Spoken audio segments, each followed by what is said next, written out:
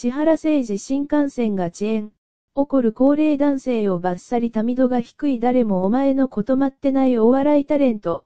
千原誠二、55が8日までに自身の YouTube チャンネルを更新し、怒る高齢者に苦言を呈した。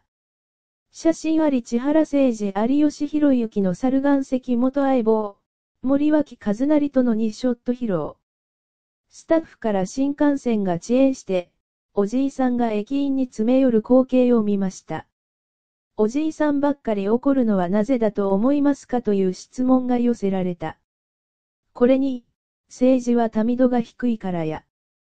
じじいって民度低いからさとばっさり。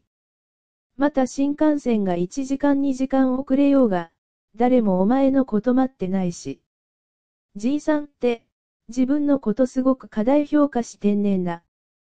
ゆっくり来いや。と語っていた。